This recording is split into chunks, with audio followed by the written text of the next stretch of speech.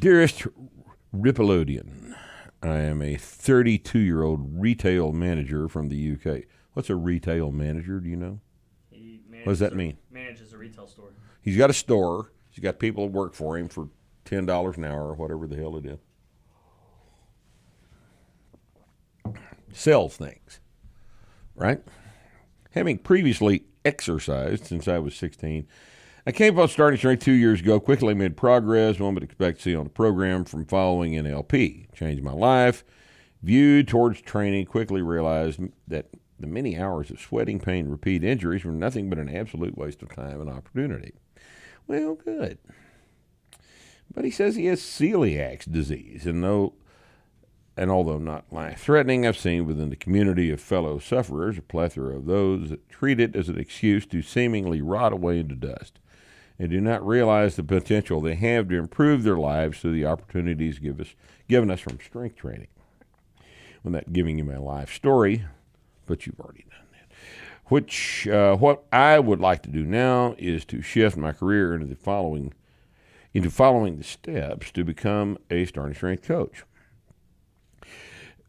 Being from the UK, I do not have access to the seminars or the SS affiliate gyms that would be an option stateside. No specific qualifications in this field, and assume completing a 10-penny generic personal training course would be counterproductive, as its teachings will presumably be in stark contrast to what we know from starting strength. Any specific qualifications or experiences that I should wish to seek before pursuing certification? Online with yourselves. Well,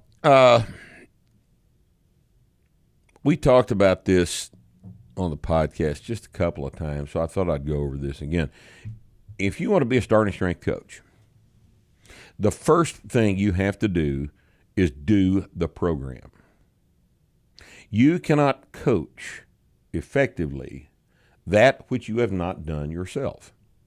You can't do it.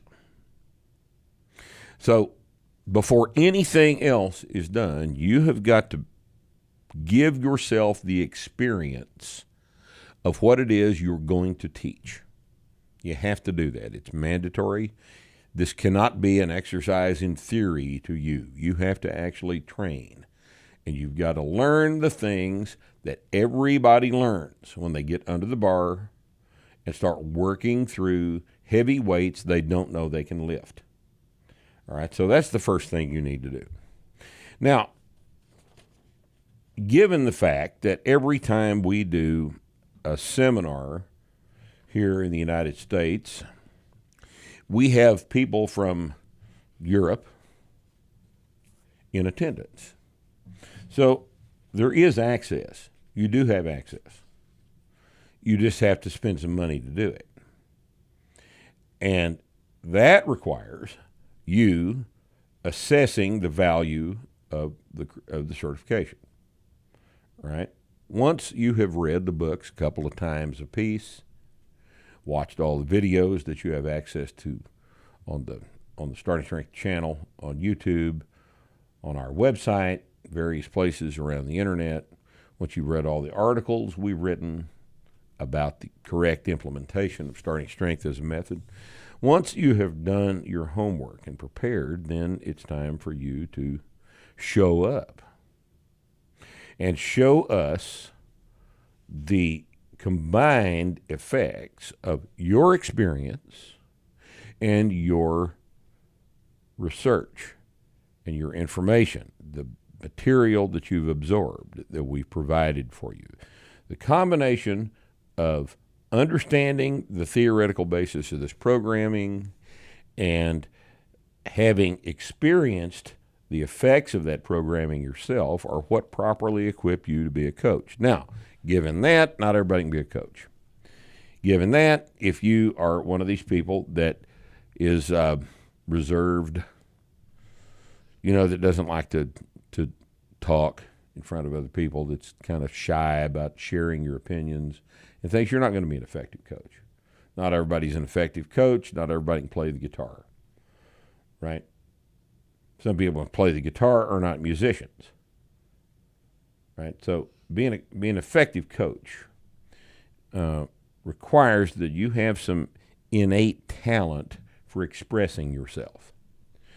And I think that some of that to an extent can be learned. Some of that reticence can be overcome just with brute force. You just make yourself talk, even though you'd rather not. Some reserved, shy people just can't do it. But if you're reserved and shy, I'm sorry, you can't be a coach. So the preparation involves your training and your reading and absorbing all the information. And since you are sitting for an examination of our material, other people's training material is not going to help you because we're not examining you on the basis of you knowing their shit. We're examining you on the basis of you knowing our shit. And I've always said that a background in a science education, a background that consists of a science education is far, far better a preparation for this than is an English degree. All right? People with English degrees and people with chemistry degrees think differently. And you need to learn how to think in chemistry degree fashion instead of English degree or sociology degree or women's grievance studies degree. Think, all right? We're not concerned with critical race theory here. We're concerned with physics and chemistry and their derivatives, physiology and biomechanics. Those are the things we're concerned about. We're concerned with the logic that comes along with ordering your thoughts along a science background. So all of that stuff goes into becoming a starting strength coach, but you're going to have to come over here. I'm sorry, we're not there yet. We may never be. If you want to be a starting strength coach, you have to come to us. We have, in order to help you do this, we have an online coaching development course with a course of study, a definite curriculum, reading assignments, coaching assignments, video recording assignments. This is designed to get you ready to do this. I don't think from your question you're that far along yet, but it certainly wouldn't hurt to go ahead and enroll in this product. It's not a lot of money, and it is designed to save you time. It's designed to teach you the things in the order that you need to learn them so that you can better pass the exam the first time you come over here and take it. That having been said, most people that pass it the second time because it's very rigorous, and we pass about 15%. And, the one thing about us is we're some pig-headed motherfuckers. And we're not going to make this easier for you by making the material simpler or by lowering our standards because we're pig-headed motherfuckers, and we like it this way. We're not just going to let these fucking wombats in that the,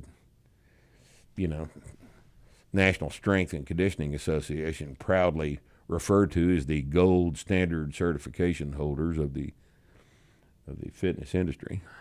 We're not going to do that. We're not going to do that. Most people with CSCS, well, here's how you know that. People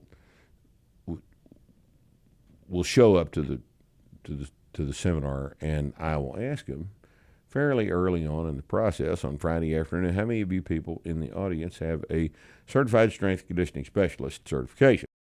And there's always a couple people there. And I will ask the following question. Have you been contacted this week about using that certification to train a new client? And I have never, in the 10 years now that we've been doing our version of this seminar, I've never had one of those people tell me that they had been contacted by someone this week about their coaching as a CSCS. Not one time has anyone called them seeking that particular certification, but without fail, every week, starting strength coach gets called about coaching. This is the difference in the two certifications. One is valuable and one is not.